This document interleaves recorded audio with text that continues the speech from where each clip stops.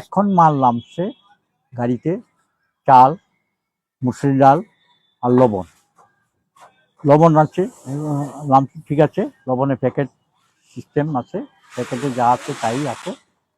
তারপরে ডাল নামছে, মুসুর ডালের অর্থাৎ নামার সঙ্গে দেখি যে একটা কেমন দুর্গন্ধ, বিশ্রী গন্ধ।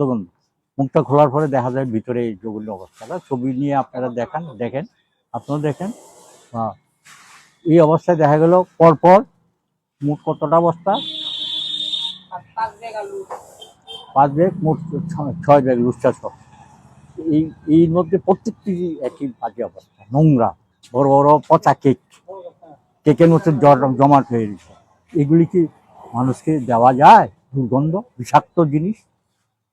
এখন আমাদের কর্তৃপক্ষ যা দেখবেন, আমি খোঁজ দিছি। এখন কোনো মতেই না, মানুষ না, পশু পাখি খাইলে মারা পড়ছে। যে জঘন্য এগুলি হয়েছে, যদি কোনো পশু পাখিও খায় হয়তো মরে যাবে, তারা বাঁচবে না। হ্যাঁ, ডালের কোনো ডিফিকাল্ট, ডালের মধ্যে কোনো পার্থক্য নাই, একই রকম ডাল, 1 to all।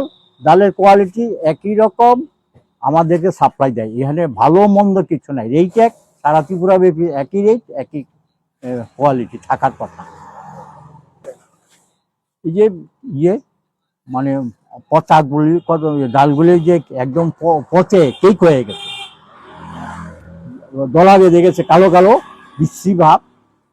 এটি থেকে একটা দুর্গন্ধ বেরিয়ে গেছে, বিশ্রী গন্ধ। বস্তার মুখ খোলার পরে দেখি এখানে যারা আনলোড করছে, নামাচ্ছে, তারাও দেখছে।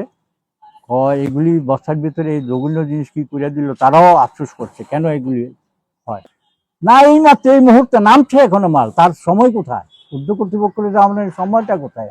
আমি এনে কাউন্সিলরকে দেখাইছি, বলছে SDM এর সাথে কথা বলবো। হ্যাঁ, এটাই হলো জয়নগর, মধ্য জয়নগর, 6 নম্বর রেসিডেন্সি। এই যে আপনার সাইনবোর্ড আছে,